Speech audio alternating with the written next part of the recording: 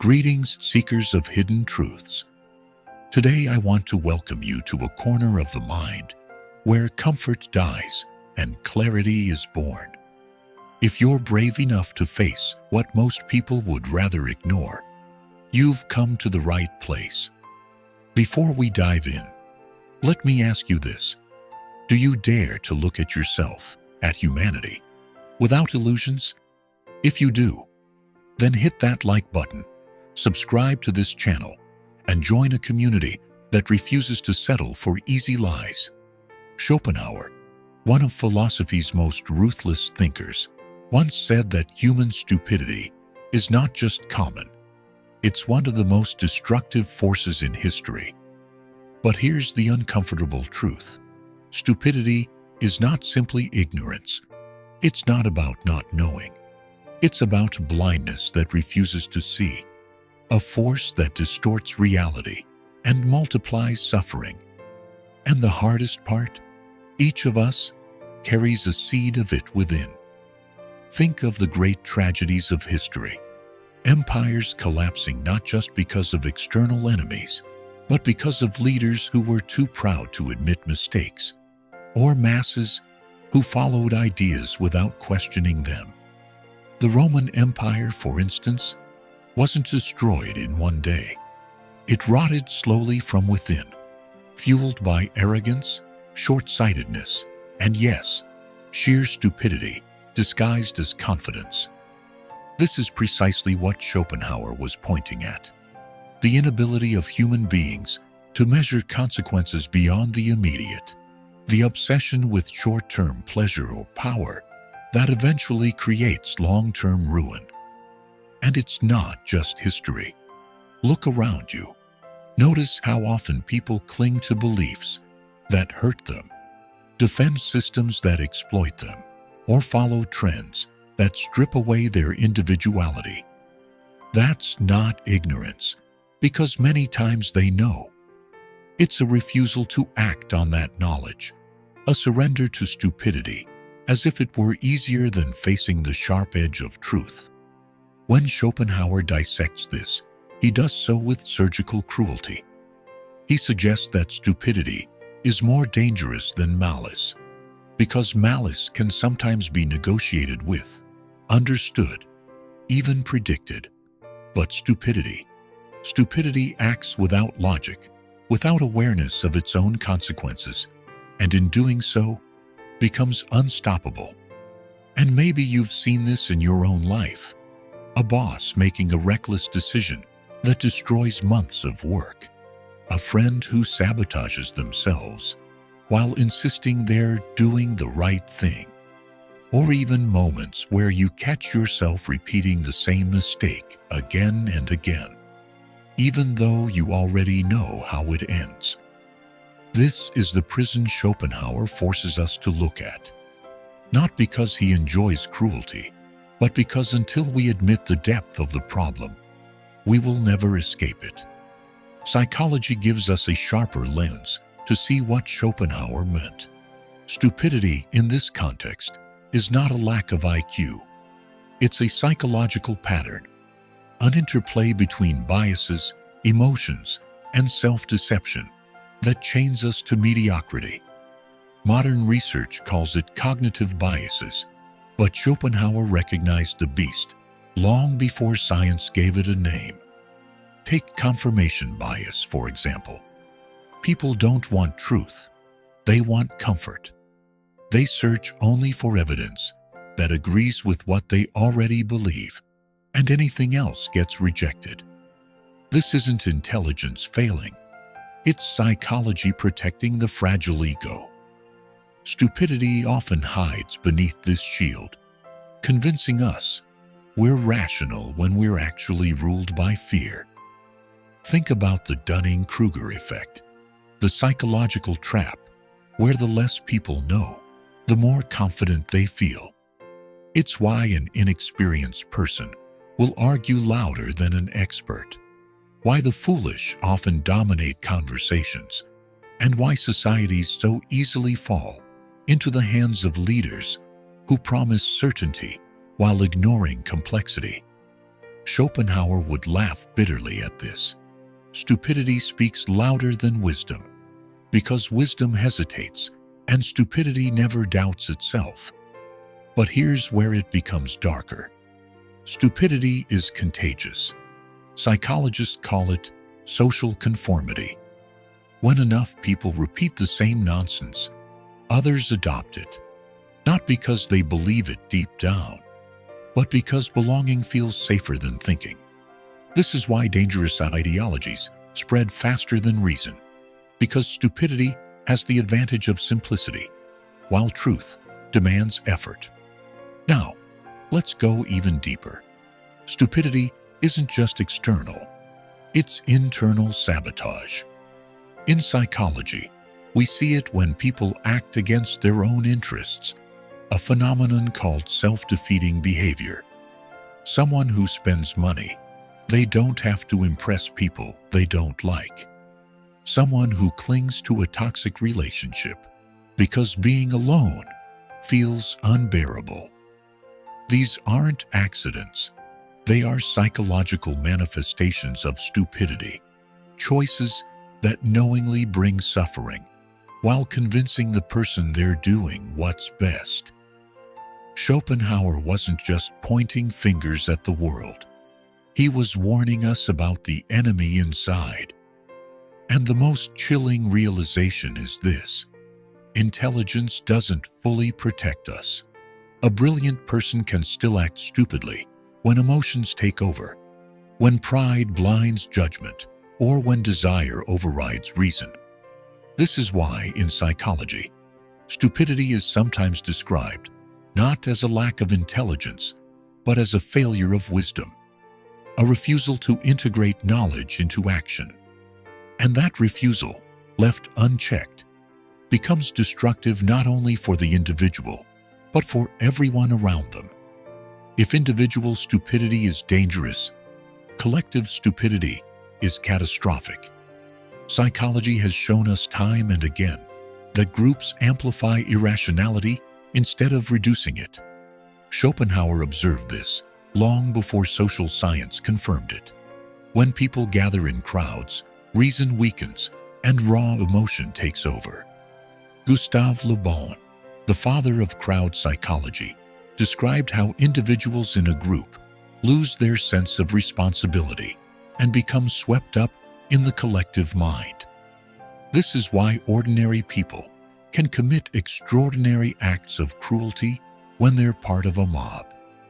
The individual thinks, "I would never do this alone." But surrounded by others, stupidity multiplies, and suddenly the impossible becomes inevitable. Look at history.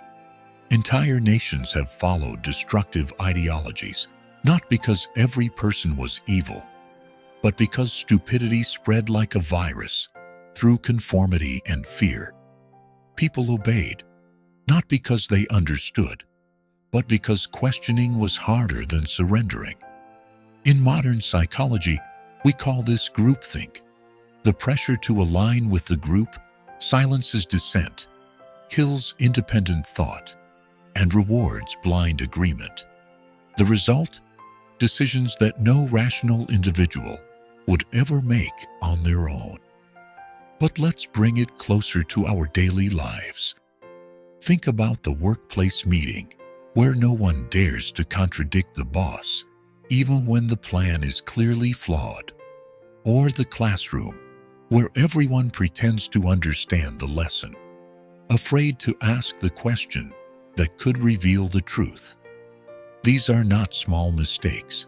They are echoes of the same collective stupidity that destroys empires and corrupts societies. What makes this so dangerous, psychologically speaking, is the illusion of safety. Being part of the crowd feels protective. It feels like belonging. But in reality, it strips away personal accountability, making stupidity not just common, but celebrated. And when stupidity is celebrated, it becomes nearly impossible to stop. Schopenhauer warned that stupidity thrives in numbers because stupidity doesn't need justification. It doesn't ask for evidence. It only asks for repetition. And repetition, as psychology shows, is one of the most powerful forces in shaping belief. The more we hear something, the more likely we are to accept it as true, no matter how absurd it may be. This is why lies spread faster than facts. This is why destructive habits become cultural norms. And this is why, in the eyes of psychology and philosophy alike, stupidity remains one of the greatest threats to human progress. If collective stupidity is a storm, individual stupidity is the seed that gives it power. And at the root of that seed lies the human ego. Schopenhauer despised arrogance because he saw it as stupidity in disguise. Modern psychology agrees. Pride distorts perception.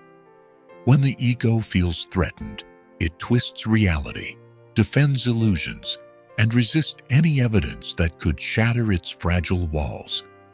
Think about cognitive dissonance, the psychological discomfort we feel when reality contradicts our beliefs. Instead of facing the truth, many people double down, invent excuses, or attack the messenger. Why? Because accepting they were wrong feels unbearable. Stupidity, in this case, is not ignorance, it's self-defense. The ego prefers to be foolish than to be humbled. Fear plays an equally sinister role. Fear of rejection, fear of failure, fear of insignificance. These emotions push people to make decisions that appear logical in the moment, but collapse under scrutiny. Someone stays in a destructive relationship because the fear of being alone outweighs the pain of staying. Someone rejects new ideas because fear whispers, if this is true, everything you believed until now was a lie. Fear doesn't just block reason, it hijacks it. And then there's the seduction of pride.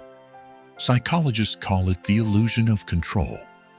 The belief that we know more than we do, that we can predict and control outcomes far beyond our reach. This is why gamblers keep betting, even as they lose everything. It's why leaders send armies into wars they cannot win. Pride insists, I cannot be wrong, while reality quietly prepares the punishment. The irony is brutal. Intelligence often makes this worse. The smarter someone is, the more sophisticated their excuses become. They don't just fool others, they fool themselves.